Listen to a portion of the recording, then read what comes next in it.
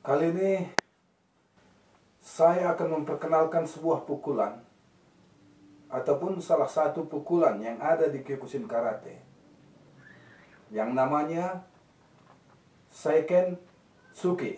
Saya akan memberikan bagaimana cara melatihnya Seiken Tsuki ini dengan baik dan benar, serta cara menggunakannya.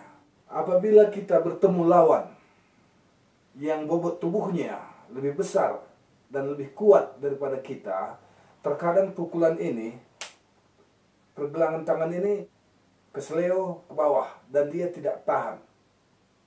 Untuk itu, pastikan pergelangan tangan kalian kuat agar menghindari cedera kesleo pada pergelangan tangan kalian. Menghindari hal seperti ini. Karena ini, apabila ini tidak kuat, dia tidak akan mampu memberikan tekanan kepada sasaran. Dan selanjutnya, pastikan otot dan bahu itu juga cukup kuat agar memberikan pukulan lurus ke depan, tidak tanggung. Ya, dia memukul tidak tanggung seperti ini. Ya, dia lurus. Untuk itu, sering latih dengan gaya push up.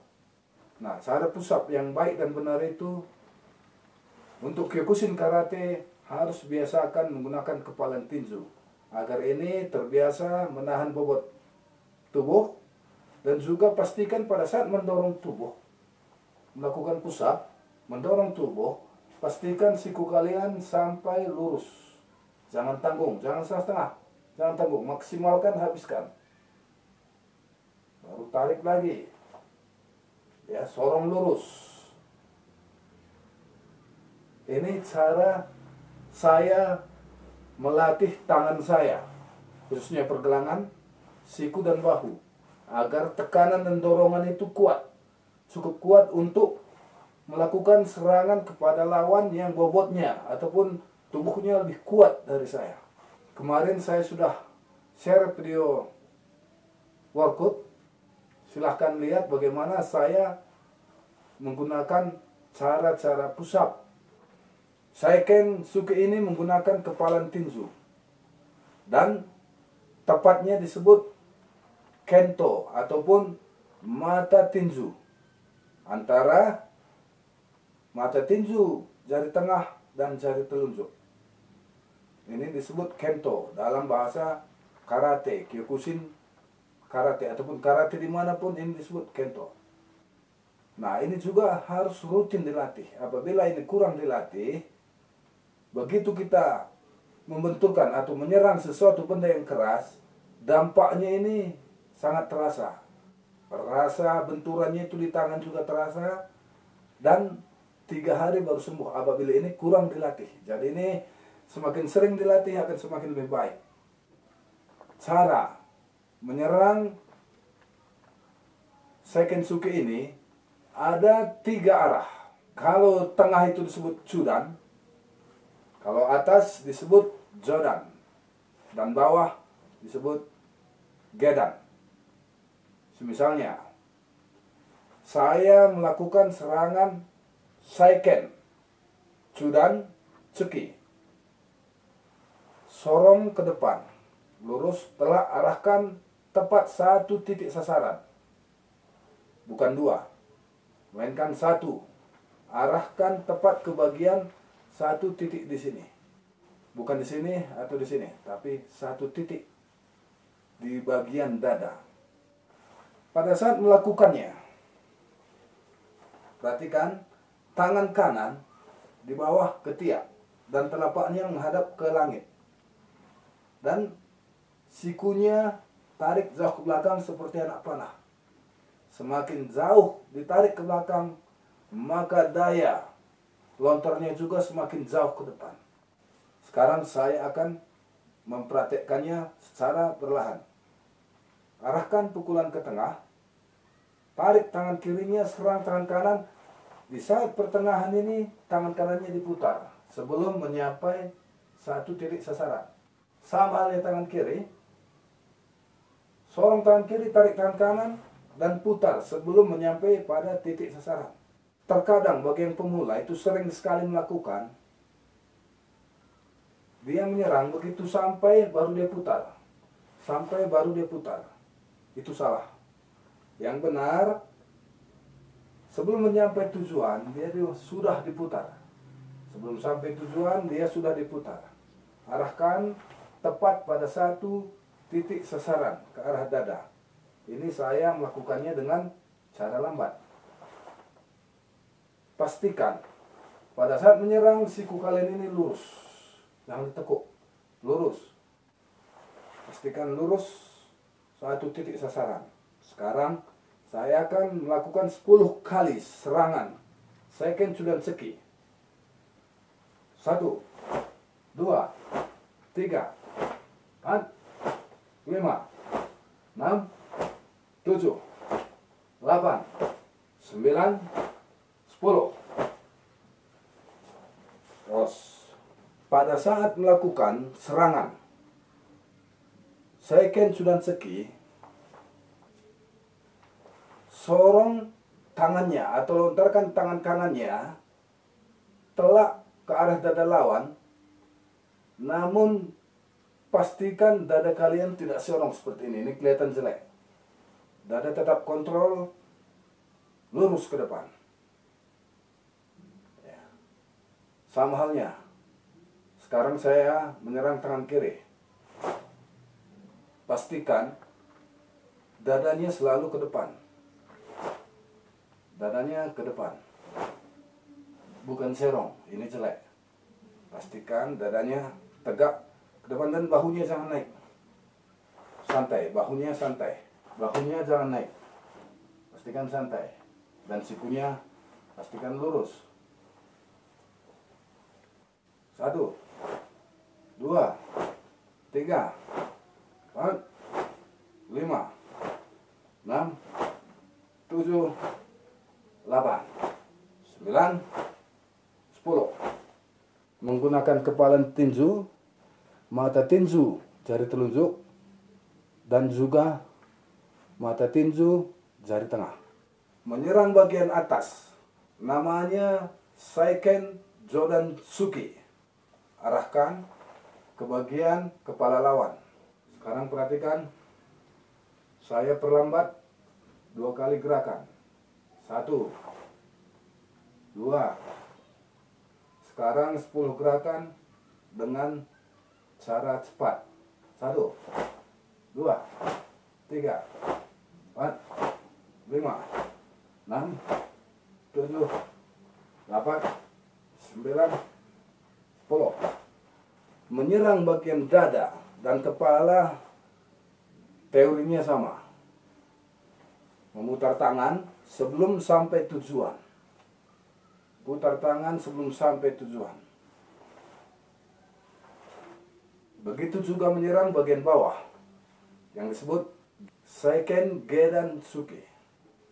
Pastikan tepat di depan perut, bukan samping. Bukan samping.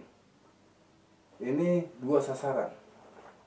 Sasarannya tepat pada titik satu arah, yaitu bagian perut. Perhatikan cara lambat. Lurus ke bawah, arahkan ke perut. Dan pastikan bahu jangan naik. Bahunya tetap tenang, santai. Sama. Putar tangannya sebelum sampai pada tujuan. Sekarang saya lakukan 10 kali serangan Seiken Gedansuki. 1, 2, 3, 4, 5, 6, 7, 8, 9, 10. Os. Itulah sasaran dan cara menggunakan Seikensuki. Itu sasaran ada di bawah, tengah, atas. Itu sasaran dan cara menggunakannya. Pastikan ini tadi semakin jauh ke belakang semakin bagus, dan di bawah ketiak, bukan di pinggang. di bawah ketiak. Biasakan mengepal tangan itu, mengepal tangan sekeras-kerasnya dan jempolnya taruh di sini, bukan di dalam. Ini pemula kadang belum paham. Ada yang menggunakan jempolnya di dalam. Ini sangat bahaya, ya.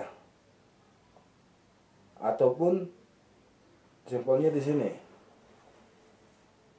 Ini juga sangat berbahaya. Pastikan jempol kalian disembunyikan dan mengunci antara jari tengah dan jari telunjuk. Itu tadi cara menggunakan Seiken Suki yang baik dan benar. Sekarang cara melatihnya sama seperti tadi. 10 kali serangan pada tahap pertama. Tahap kedua, jadikan 20 kali serangan secara bergantian. Dan pastikan dada kalian selalu ke depan, bukan menyamping atau serong. Nah, sesekali pukulan badan ini perlu diserongkan pada saat melakukan kumite atau pertarungan atau melakukan peragaan tamisiwari atau memecah benda keras atau disebut atraksi. Kalau dia tanggung tidak seberapa, tapi apabila melakukan atraksi atau pertarungan kumite, pastikan ini serong.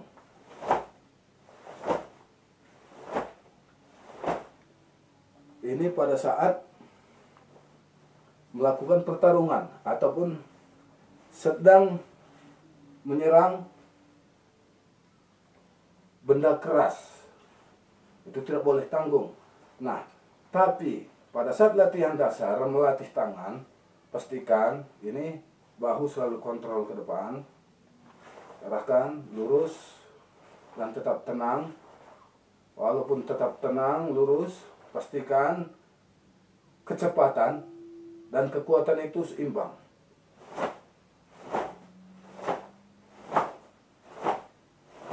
Sekarang cara melatihnya agar lebih maksimal, kalian sering melakukan push up menggunakan Seiken ataupun tinju. Untuk melatih Seiken Suki, kalian juga dapat menggunakan alat tambahan. Misalnya penambah beban pada tangan ataupun menggunakan karet resistant band. Kalian bisa beli di toko sport ataupun kalian buat sendiri menggunakan karet ban dalam sepeda motor. Kalian bentuk sebagaimana menurut kalian aman dan nyaman. Sekarang saya melatih menggunakan karet resistant band. 1, 2, 3, 4, 5, 6. Sekarang gaya cepat. 1, 2, 3, 4, 5, 6, 7, 8, 9, 10. Kalian menggunakan karet resistant band ini untuk melatih kekuatan dan kecepatan. Biasakan lakukan setiap hari. Minimal 50 kali sasaran tengah secara bergantian dan gunakan resistant band minimal 30 kali. Baik itu tengah 30, bawah 30, atas 30. Tanpa beban, tanpa alat, kalian lakukan sebanyak 50 secara bergantian, kanan dan kiri. Tengah 50, bawah 50, atas 50. Cara melakukan push up yang baik dan benar untuk Kyokushin Karate itu biasakan menggunakan kepalan tinju. Untuk melatih pergelangan tangan, dan juga siku serta bahu agar sangat bermanfaat kepada melakukan pukulan second.